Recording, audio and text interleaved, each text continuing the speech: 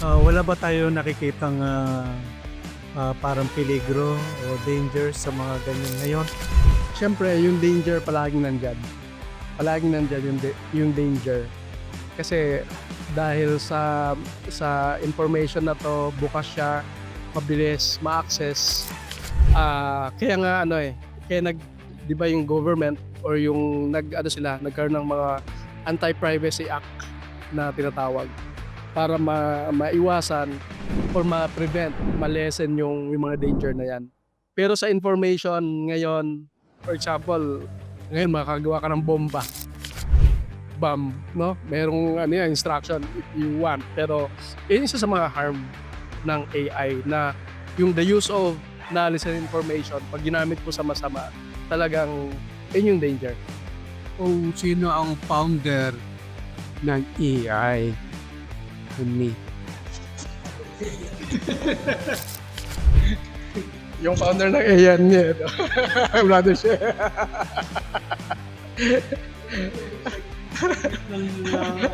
Secret na. Okay, maganda yung tanong eh. Sino ba yung founder ng AI?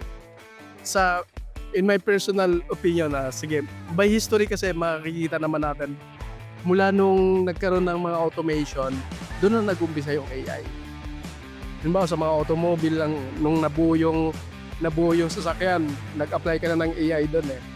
Nagda-drive ka, na-apply yung AI doon. Pero in my own opinion, yung author ng AI, si God, kasi nung kinrate niya yung tao, binigyan niya ng intelligence yung tao. Actually, yung tao, siya yung the highest AI that was developed.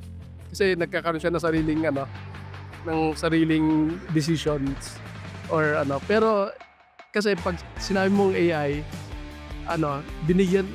tinransfer mo yung intelligence mo into something, into someone or into things. So sa akin, si God yung author ng AI. Kasi binigyan niya tayo ng intelligence na nanggaling sa kanya.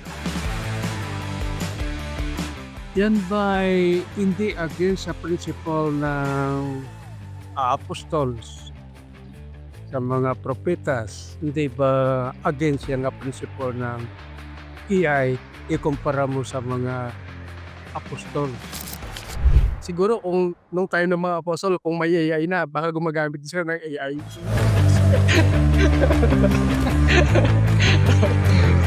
Sobrang advanced. Kasi again, yung AI, it is a tool. Tool siya. Baga parang library. Tayo kung may gusto kang malaman, saan ka pumupunta? Sa library, paghanap ka ng book. Ayun si AI. Kasi yung information or yung data na na-store niya na-store or nasa kanya. Naipon niya yung data. Ibig sabihin ng lahat ng information na nakaloaded sa AI na yan, ang perfect development ang AI arrangement. Hindi yung human na nag-load dito sa machine.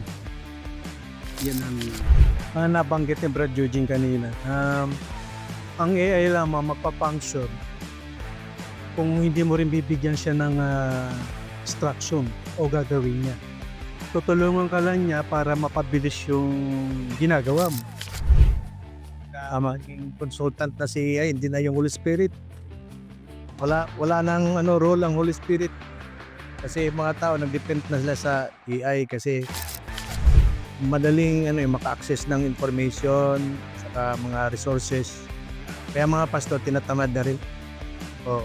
Hindi na nag-aaral ang pastor. Hindi na nalangin kasi nandiyan na si AI eh. Ikaw AI talaga. Yun yung sinasabi siguro ni Brad Eugene kanina na isa sa mga danger din yun. So yung advantage ng AI, okay, let's talk about the advantage of AI. It save time and effort. For example, nag-prepare ka ng sermon mo, maghanap ka ng mga reference verses. By the use of AI, mabilis. Dati, isa-isahin mo, saan ba yung... Ang ano diyan, yung mga pastor ba na wala silang kakayanan bumili ng mga militaris. Hirapan sila magawa ng sermon. Ngayon na may AI na kahit mahirap ng pastor, basta may cellphone ka, basta may access ka, kuha ka ng mga materialis.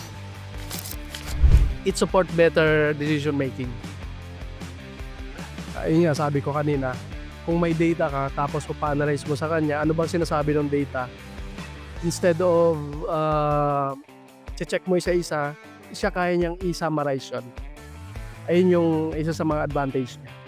Kaya ganun siya kahalaga ngayon sa mga corporate or sa mga businesses. Tingnan natin yung limitations ng AI. Yung AI, it depends on data given by humans. Okay? It depends on data given by humans. Kung ano yung data na binigay ng human sa kanya, hanggang dun lang siya. It cannot replace wisdom. Okay? It cannot replace wisdom, moral, or faith. It cannot replace that. It can make mistakes. Yung AI. May tinatawag kami sa AI na hallucinations. May pinagawa ka sa kanya tapos iba yung result. Tawag doon is hallucinations.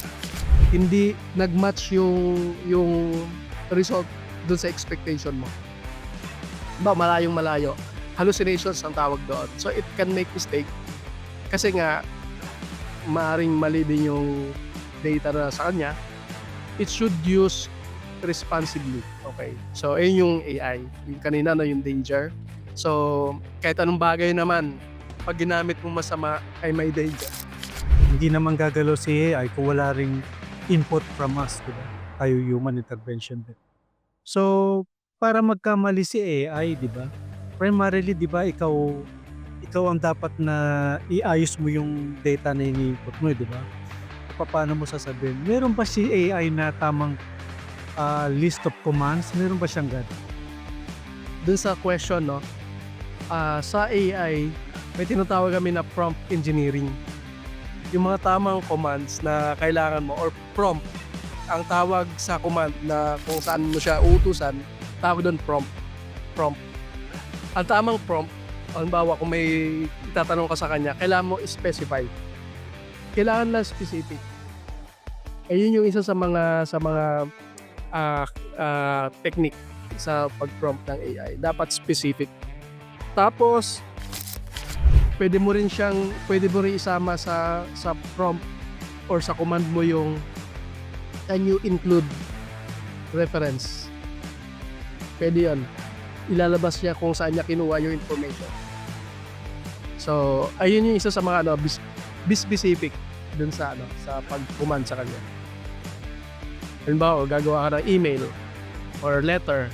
Create me a letter for person 1, and then the email content, reservation of the day, something like that. Be specific.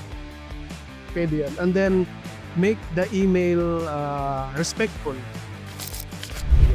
Ganun ang tamang pag-prompt sa AI. Be specific. Pwede mo rin lagyan ng emotions yun. And yeah, make the email respectful or polite, something like that. So AI in biblical perspective, usapan natin. Again, AI is a tool, not a living being. Okay? It's a tool. Wisdom comes from God, hindi galing sa machine. Okay? So if sabi nga sa James 1:5, di ba? If any of you lacks wisdom, let him ask of God. Yung wisdom na sa Panginoon pa rin. Okay, so ang binibigay, ang nakukuha natin kay AI is information. And then yung kung paano mo i-apply yung information na yon, ayun na yung wisdom. Ayun na yung kailangan natin. Technology is a gift and responsibility. Sabi nga sa James 1:17, di ba? Every good and perfect gift is from above. So, let's consider yung technology nito comes from above. Technology should glorify God and serve others. Yun yung isa sa mga responsibility natin. AI must be used with love, humility, and discernment. So, again, yung tool na to, we can use it by spreading love, humility, and discernment. Kasi may mga kailangan tayong i-verify first before tayo mag-act. So, isa to sa mga tool natin to discern. Human intelligence versus God's wisdom. Sabi ng Bible sa Proverbs 9:10, the fear of the Lord is the beginning of wisdom. AI reflects human creativity. So yung AI ano lang, it's a result of creativity ng human, which is binigay din naman sa atin ni God yung creativity na yan. Kaya nagawa natin ng AI. God's wisdom is eternal and perfect. Yun yung tatandaan palagi natin. So, si AI may limitations yan. Result of human creativity. But tatandaan natin yung God's wisdom pa rin. Using AI for good, spreading knowledge, helping communities, supporting ministries and education, serving others in love. In conclusion, AI is a powerful tool. It should support, not replace human responsibility. Above all, trust God for true wisdom.